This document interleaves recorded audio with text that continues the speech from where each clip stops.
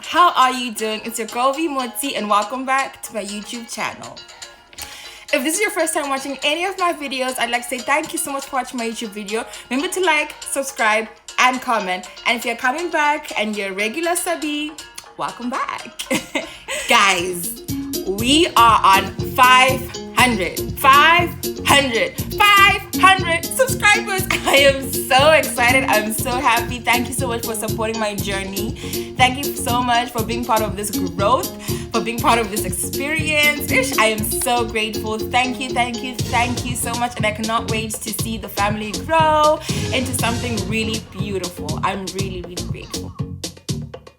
I know, just like me, some of you are doing online school and it is not easy. You think you have all the time in the world to study, to attend classes, but before you know it, it's midterms and finals and you're thinking, where did time go? My assignment is due, and it was just yesterday, when the assignment was given. So I just wanted to share my experiences and my tips and hacks as to how I've been able to manage online school, and this could help you. And if you're interested in listening and hearing how I do my thing, then stay tuned for more. I'll be right back. You have to manage your time effectively, and you also have to limit your distractions. Being at home, there's so many things that can easily distract you, such as Netflix, such as YouTube. You need to be able to manage those things in such a way that, the online platform is effectively and efficiently utilized during the period that we have to use it. It's also really good and important to forge connections and communication with your online or virtual community. That's the people you're learning with in class. Outside of the online platform, maybe you could also do discussions and revisions together. That way you feel like you're still a part of a community, of a class, because being in isolation and being by yourself is a bit difficult. But, when you know that you're not in this by yourself, it makes it a bit easier for the learning process. And if you don't understand something, you're able to get help from another colleague. It's also really important for you, in the event that you don't understand something, get help almost immediately, because online platform kind of moves really quickly. So you don't want a situation where exams are next week, exams are tomorrow, and you're lost and you don't know where you are or what is happening exactly. So it's important for you, if you need help, get help within time. Hold up a second. I just realized you haven't subscribed to my YouTube channel. It's the red button down below. Just click on it. Red button, subscribe. There you go. All right, back to the rest of the video. This was something I had to learn and get in tune and get in track. You need to be able to read after your online classes. The thing is, there's so much information, and I feel like teachers are giving so much more work than they would normally give in a face-to-face classroom. So yeah, the workload is just intense, but I'd advise you to actually, after class, you have 1 hour class, 30-minute class, 1 hour, 30 minutes, however long it is. If you need a break, take a break, but look and revise the work that you would have done in class. Why do I say that? Because imagine your teacher, okay, having a 3-hour class is intense, right? But when you're in person, you can go out and have a little break and etc. However, online and just listening to someone talking for 3 hours is very draining and it's very frustrating. And I totally understand that, because I go through the exact same thing. However, after my 3-hour class, if it's going to be 3 hours and that, that particular lecture is very, focused for 3 hours, okay, cool, we'll do the 3 hours. But I don't after an hour and a half, my brain is zooming out, I'm listening. I mean, it's there, I'm seated, but my brain is not actually there. I can't pay attention for that amount of time just looking at the laptop. It's just, man, I don't know, maybe it's just me, but I can't do it. So I'd advise, after 1 hour, 30 minutes, and you're no longer in the zone and everything, you give yourself a break. If you're going to be cooking or whatever, do what you gotta do, but go back to what you would have spoken about. I don't know about you, but for my online classes, our lecturers are able to record the classes throughout the period that the class is in session. So this could also help you when you go back to that class and you watch it at your own time, and you literally listen. Because, okay, maybe it's just me, but during class, okay, I listen and then I get tired. you know, like the teacher's talking, but like my brain is kind of like, I'm there, but I'm not there. So I'd advise to like just go back within your own time. It doesn't have to be like 3-hour lecture straight or like a 2-hour lecture straight, but maybe break it up into 30 minutes. You listen for 30 minutes and you do something else, and then you listen for another 30 minutes, but you put it down on a timetable and a schedule. That way you know that you are actually keeping track of what you're learning, when you're learning, how you're learning it, and etc.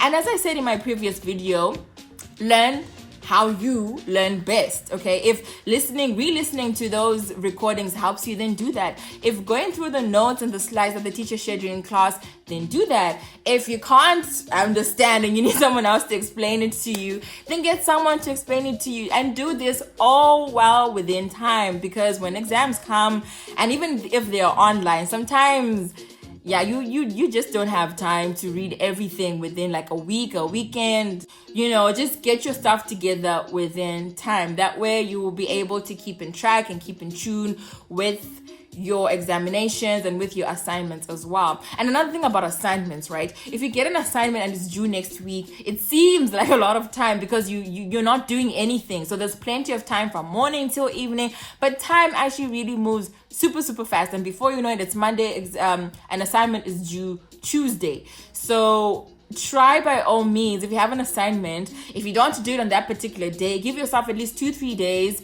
prior to handing in your assignment, and then you hand it in. And that's something that has been working for me, and it could work for you. It's been a transition for many people, and I just jotted down my experiences and how I have been trying to work towards keeping in check and keeping on top of that online class. Self-care is very important. Your mental health is very important. So in the event that you're feeling depressed and so much stress and anxiety from this whole lockdown and everything, take some time to take care of your mental health before you indulge and dwell on your online learning platform. In the event that your online platform or your school is offering new classes at midnight, I know that's kind of crazy, but hey, let's say that's what's happening. You could advocate for a more flexible timetable, a more flexible way of learning. That way you don't miss out on anything and it's not inconvenient for you. You need to schedule breaks, like put a conscious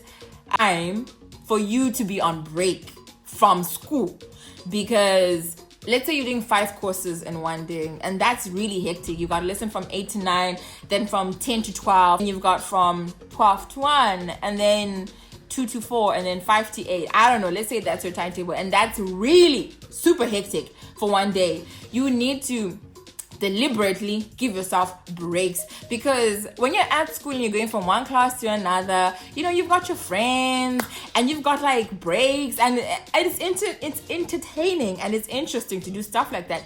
But now when you're by yourself in isolation and you have all these things that you need to catch up on and do, it's not as easy. So I just advise to have scheduled breaks. Deliberately sit down and put out a break for yourself. You can use that time to do basically anything. One of the biggest advantages of online learning is flexibility. You have a lot of time to do a lot of things. Having too much time can also pose a lot of challenges. Find ways that would work best for you in order for you to structure out and to effectively and efficiently utilize the online platform. Set aside time for learning.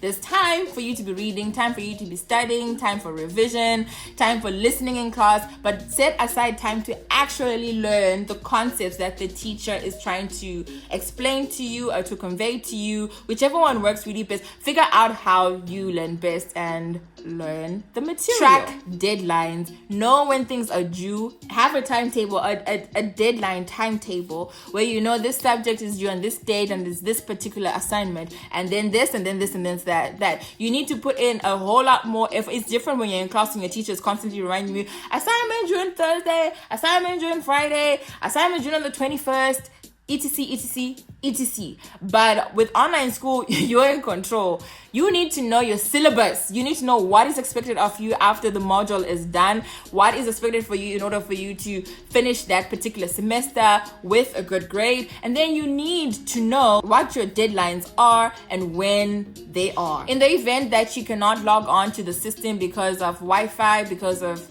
low data, no electricity, whatever the reason is, communicate with your instructor. That way you're not missing out on anything, and if there's a way to work around it, your instructor can help you around that. If you haven't registered, let them know whatever situation you're facing, let them know so that they're not left in the dark, and then at the end of the day you're the one who's suffering or your grades are suffering.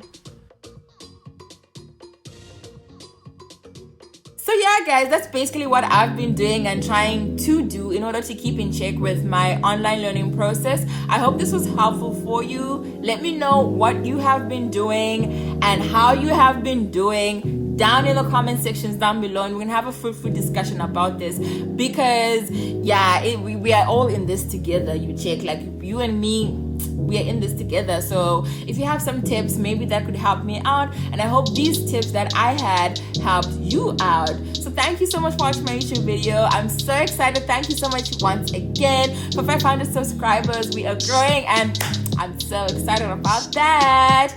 All right, so I'll see you in my next video. Remember to like, subscribe, and comment. Have an awesome weekend, and see you in my next video. Bye. God bless.